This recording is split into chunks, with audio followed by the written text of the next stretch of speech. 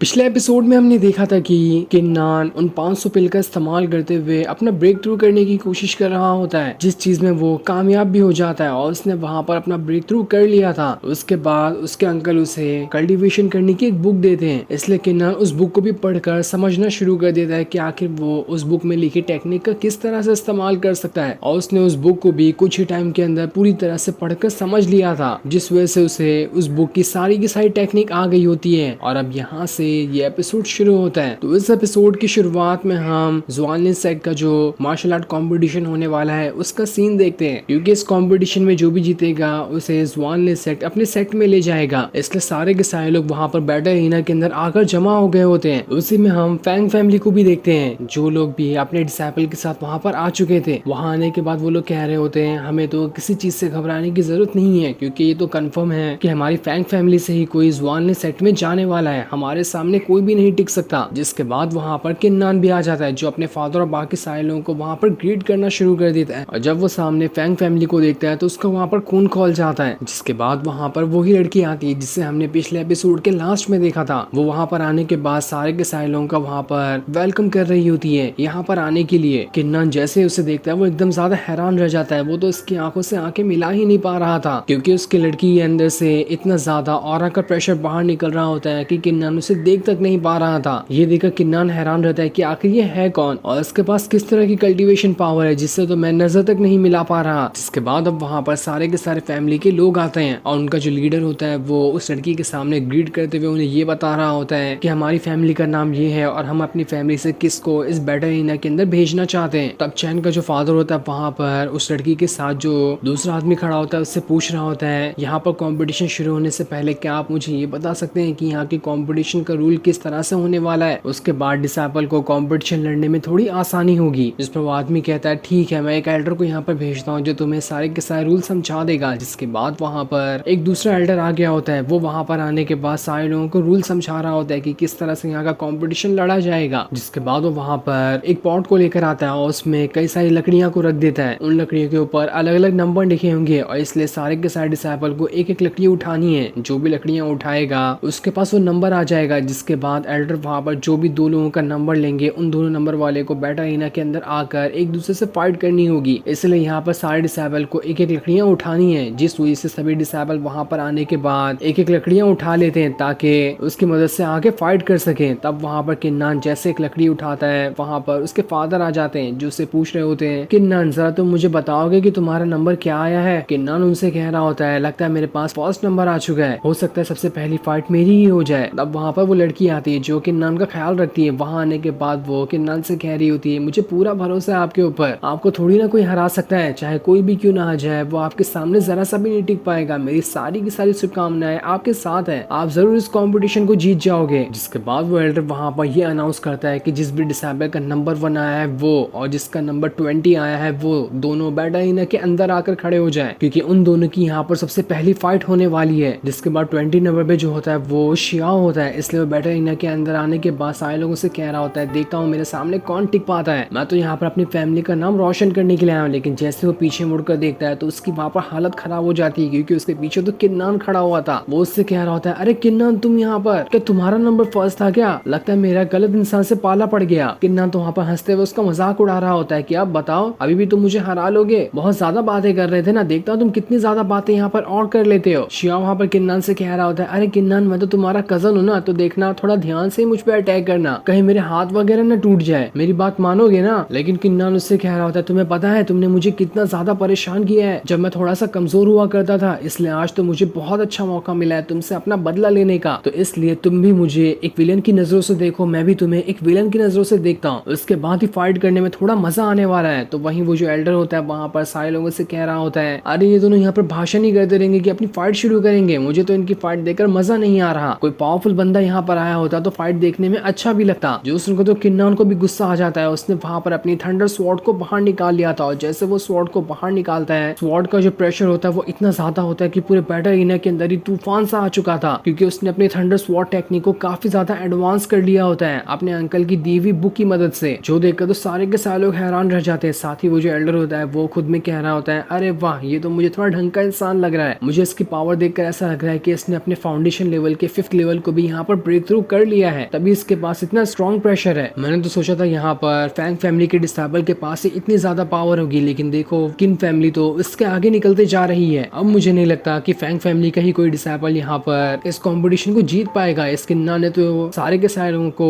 अच्छे से टक्कर दे सकता है। जिसके बाद किन्ना पूरे ग्रेटिट्यूड के साथ श्याओ की तरफ ही बढ़ रहा होता है उसे मारने के लिए। ये देखकर श्याओ से कह रहा होता है, अरे किन्नान भाई मुझे माफ कर दो, मैं यहाँ पर अपनी हार मानता हूँ, मैं तुमसे फाइट नहीं करना चाहता, बस तुम मुझे यहाँ से जाने दो, तुम मेरा जितना चाहो उतना मजाक उड़ा लेना, लेकिन मुझे यहाँ पर तुमसे फाइट नहीं करनी है। ये सुनकर किन्नान को भी उस पर तरस आ जाता है, इसलिए वो उससे कहता है, मेरे 3 गिनने से पहले यहाँ से भाग निकलो, वरना ऐसी हालत करूंगा कि कभी जिंदगी में नंबर गिनने के भी लायक नहीं बचोगे। जो सुनकर तो श्याओ वहाँ पर गोल गोल घूमते ही भागना शुरू कर देता है, जिस वजह से उसकी जान वहाँ पर बच जाती है, वरना तो आज किन्नान ने उसकी हालत खराब कर ही देनी थी। ये देखकर तो चैन काफी ज्यादा गुस्सा आ रहा होता है कि श्याओ ने तो हमारी किन फैमिली की यहाँ पर बेइज्जती कर दी, लगता है हमारी किन फैमिली में कोई भी ढंग का कल्टीवेटर नहीं है मेरे अलावा, इसलिए अब मुझे ही आगे जाकर उस मौके का तलाश करनी होगी जब मैं और किन्नान आपस में फाइट करेंगे। उसके बाद मैं इस किन्नान को दिखाता हूँ कि हमारी किन फैमिली क्या ही करके दिखा सकती है। जिसके बाद वो एल्डर वहाँ पर यह अनाउंस करते हैं कि इस कंपटीशन का सबसे पहला राउंड किन्नान जीत जाता है। जो देखकर किन्नान के फादर, अंकल और वो लड़की काफी ज्यादा खुश होते हैं कि चलो किन्नान ने अपनी जीत की शुरुआत तो कर दी, ये तो बहुत अच्छी बात है। ऐसा ही रहा तो कुछ टाइम के अंदर किन्नान पूरी तरह से इस कंपटीशन को जीत जाएगा। जिसके बाद अब अलग अलग रैंडम लोगों की वहाँ पर फाइट हो रही होती है। उनकी फाइट भी काफी ज्यादा जबरदस्त चल रही थी। वो लोग वहाँ पर अपनी पावर का इस्तेमाल करते हुए एक दूसरे के ऊपर अटैक किए जा रहे होते हैं, लेकिन किन फैमिली के जितने भी डिसाइपल थे चैन और किन्नान को छोड़कर वो सारे के सारे लोग हार रहे होते हैं। किसी के अंदर हिम्मत नहीं थी कि वो वहाँ पर फैंग फैमिली या फिर किसी दूसरी फैमिली के डिसाइपल को हरा सके। उनका स्कोर यहाँ पर बहुत ही ज्यादा कम हो गया होता है, जिस वजह से सबसे आगे फैंग फैमिली ही यहाँ पर दिखाई दे रही थी। उसके जितने भी डिसाइपल होते हैं वो सभी डिसाइपल को आसानी के साथ हराए जा रहे थे। उन्हीं में फैंग फैमिली के लीडर का बेटा जाओ भी होता है, उसने भी वहाँ पर अपने सामने वाले को बहुत अच्छी टक्कर दी होती है, लेकिन तब उसके सामने वाला डिसाइपल जो होता है उसने वहाँ पर अपने शील्ड को बाहर निकाल लिया था ताकि वो उसका इस्तेमाल करते हुए